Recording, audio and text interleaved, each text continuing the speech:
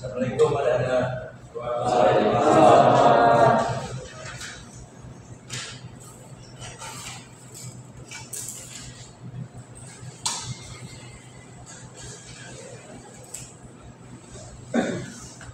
Kabar kalian semuanya? Baik, Pak. Alhamdulillah. Sudah siap belajar hari ini? Siap.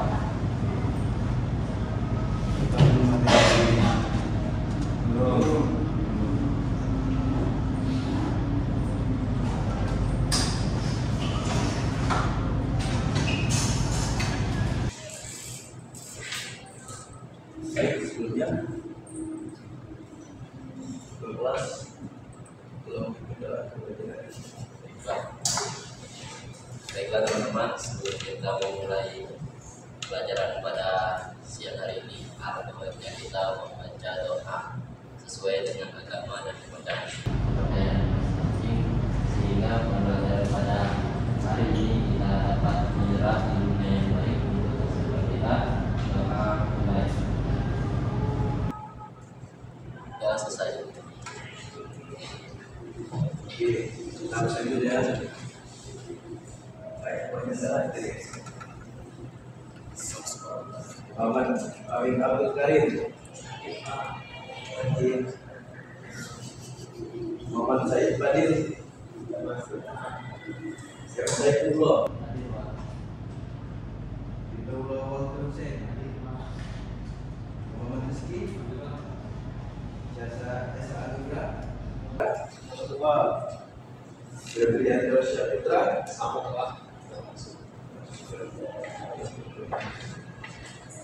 yang tiga kali, belum sama sekali, siapa itu? Kenapa sekali Bang? Dua Nakasa, dua Ahmad Abdul Halim,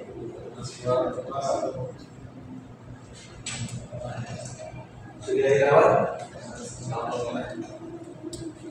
Nafi Bayati, Izin, Pak. izin mana? Pergi keluar kota.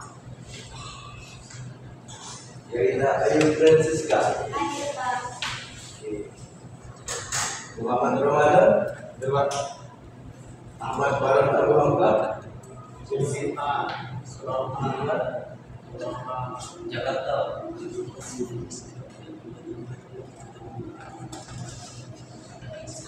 Ernawal Al-Fitra,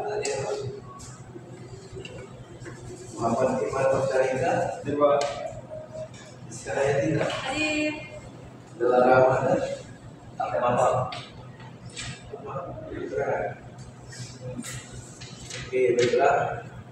Kita hari ini belajar tentang pemesinan bubur.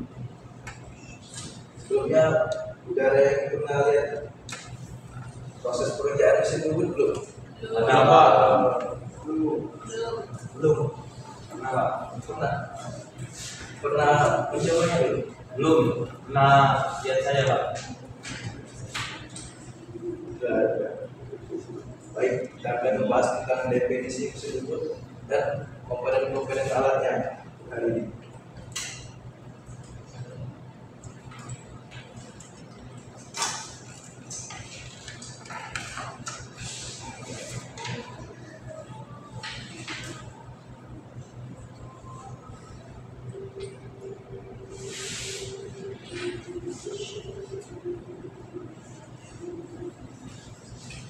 Baik, definisi mesin bubur. Mesin bubur adalah salah satu jenis mesin perkakas yang diproses, yang kerjanya bergerak memutar benda kerja melalui spindle atau tools sebagai alat untuk memotong benda kerja.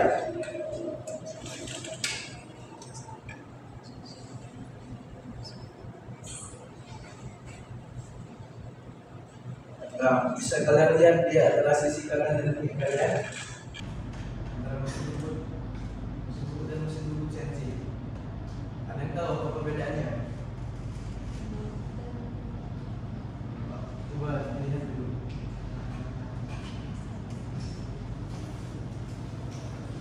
Cuma apa Apa bedanya mana?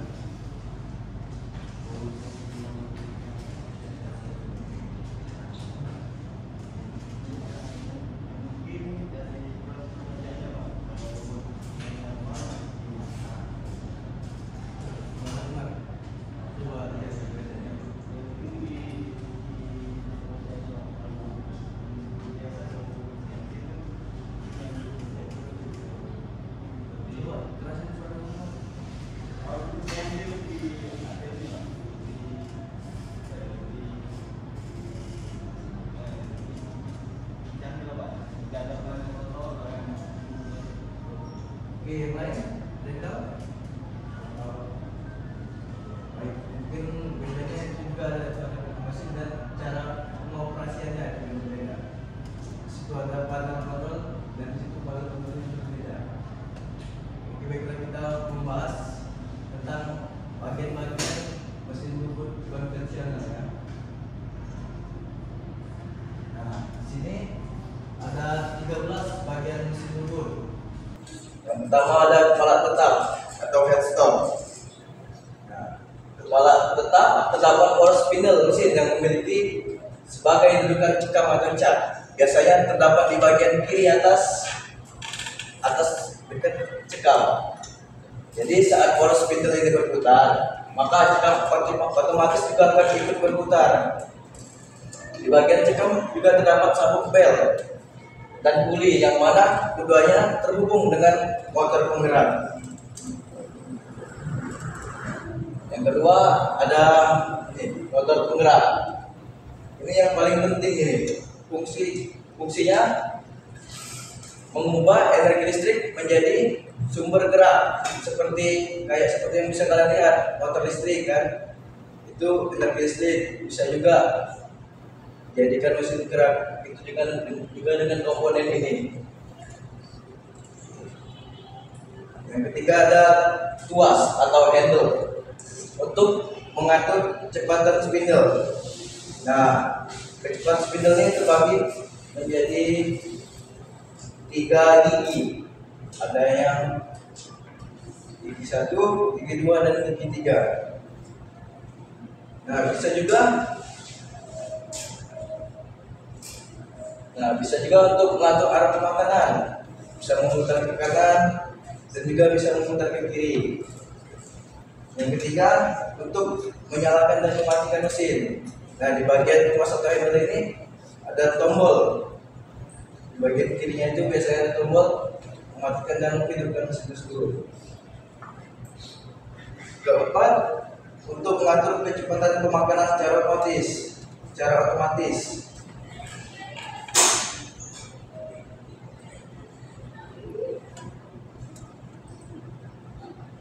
Nah, bisa juga kan kalau misalnya makannya dari kiri atau kanan, nah itu bisa juga dimakan otomatis gitu, biasanya kayak tombol jadi otomatis. Yang kelima, untuk mengatur penguliran.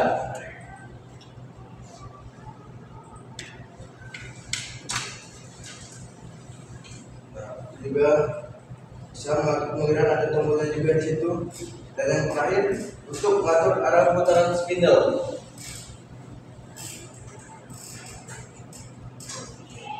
Keempat, tombol emergency stop.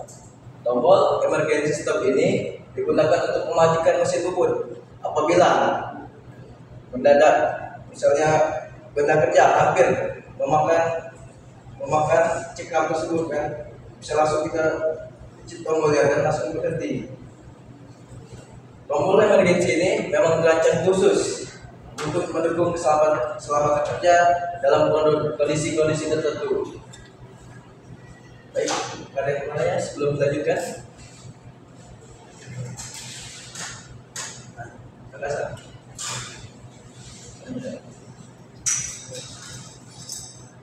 Masalah gigi dari bawah beda dari gigi 1, gigi 2, gigi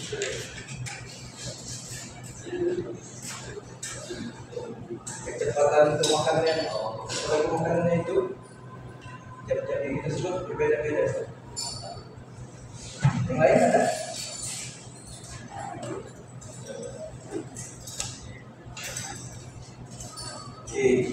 lanjut dulu ya. Nah, eretan. Nah, mungkin ini banyak jenisnya ini, ada 3 jenisnya. Pada mesin tersebut bubut terdapat 3 eretan, yaitu eretan alas, eretan lintang, dan eretan yang paling atas. Eretan alas merupakan bagian yang berada di alas mesin, yang di bawah sekali kan, dan bisa bergerak ke kiri atau ke kanan, ataupun di dalamnya terdapat perlengkapan mekanik yang bekerja secara otomatis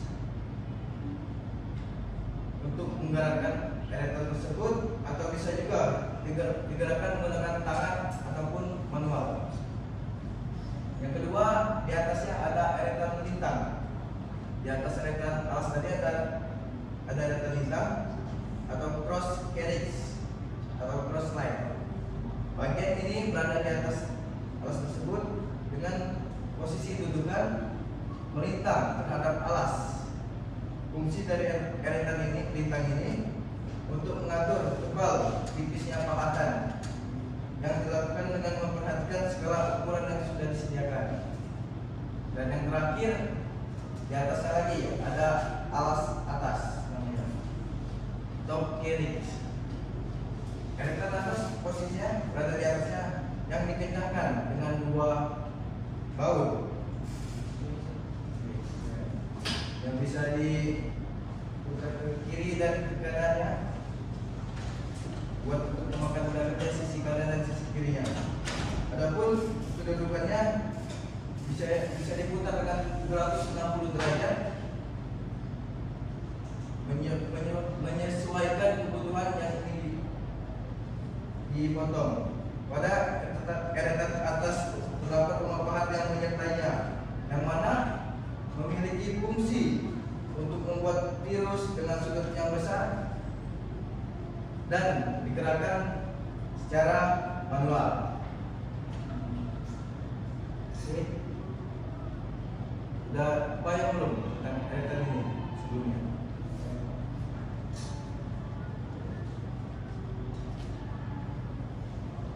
Oke, dan juga dudukan pahat atau tools post. Secara umum, dudukan pahat atau tools post dibedakan menjadi dua bagian. Yang pertama ada standar tools post. Standar tools post menggunakan ganjalan sebagai ketinggian mata pahat. Nah, biasanya sebelum mata pahat diletakkan, biasanya ada plat untuk menjadi supaya benda kita cukup tinggi. Sementara untuk mengencangkan pahatan dilakukan dengan cara memutar baut-baut yang ada di bagian atasnya. Oke, yang kedua ada adjustable tools post. Nah, ini berbeda dengan yang pertama tadi. Adjustable tools post di sini berfungsi untuk mengatur ketinggian mata pahat tanpa perlu menggunakan plat tadi. Nah, perlu ganjalan tadi kan, ini bisa otomatis. Hal ini yang membedakan dengan jenis standar tools post yang pertama tadi. Yang bisa ditanyakan atau belum nanti? Di standar tools post itu tempat bahannya di mana? Nah, biasanya di bagian sini.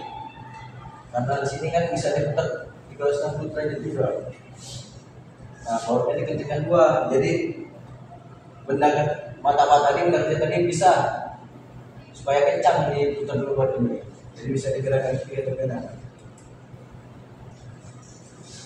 Yang lain ada yang ditanya?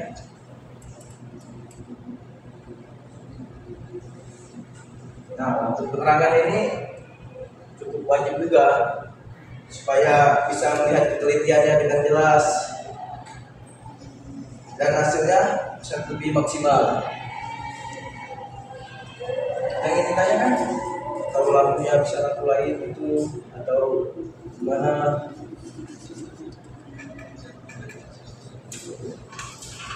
Oke, selanjutnya ada pendingin atau cooler ya. Cooler ini memiliki fungsi untuk menyemprotkan cairan pada proses pembubutan terjadi. Nah, ada yang tahu nggak bila waktu pemakanan tidak ada cooler? apa yang terjadi, yang bakal terjadi?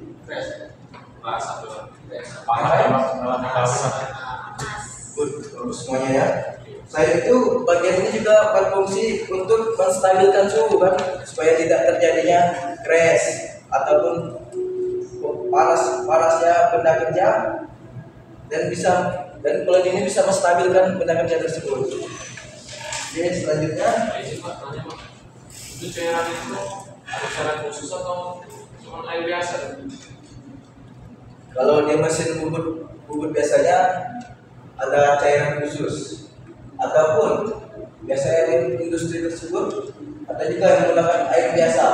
Entah kenapa bisa begitu. Puas jawabannya. Oke, selanjutnya ada alas susin atau bed chair. Bagian alas susin ini berfungsi sebagai tumpuan daya pemakanan ketika proses pembuatan terjadi, dan juga sebagai tempat dudukan untuk kepala lepas, penyangga diam, dan eretan. Nah, itu kan tiga alat semua yang bisa dilihat itu: kepala lepas, eretan, rumah alat potong. Nah, itu alasnya itu ini, komponen ini, alas mesin ini, supaya bisa digerakkan untuk pemakanan ke kiri ataupun bisa dimundurkan ke kanan. Nanti belum? Atau sebelumnya pernah melihat? Belum pernah, Pak. Itu dia. Bisa.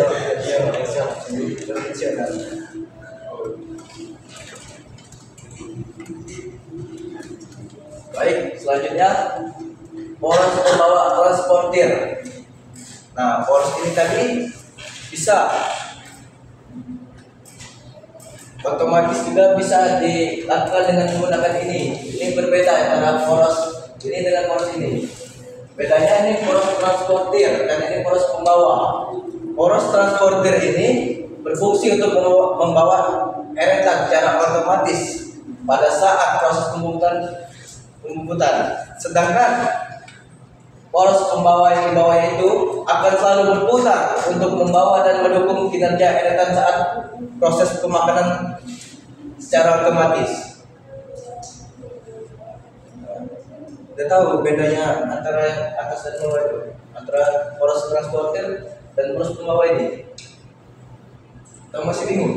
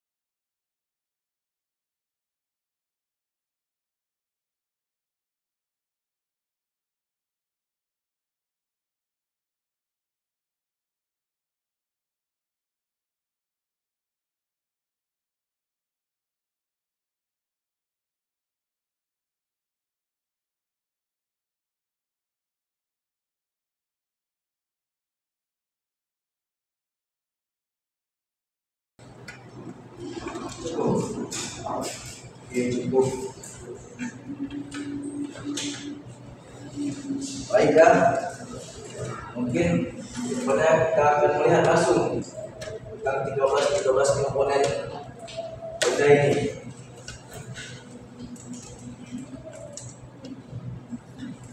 Oke, sebelum itu ada yang bisa menyimpulkan tentang materi hari ini? Ada?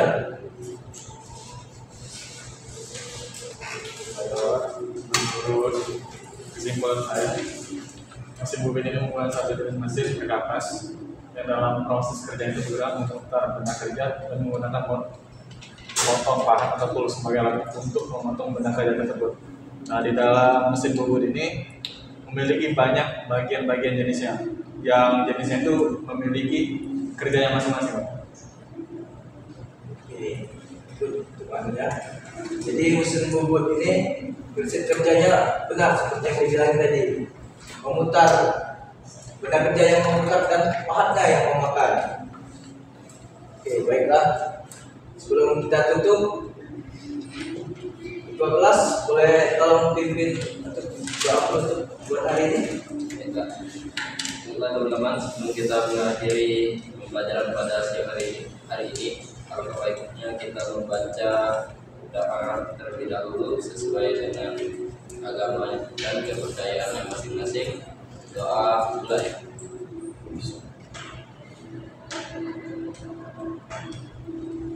Bahasa saya. Oke, terima kasih ya ketua kelas. Baik, materi hari ini kita sampaikan saat ini karena jamnya udah mau habis.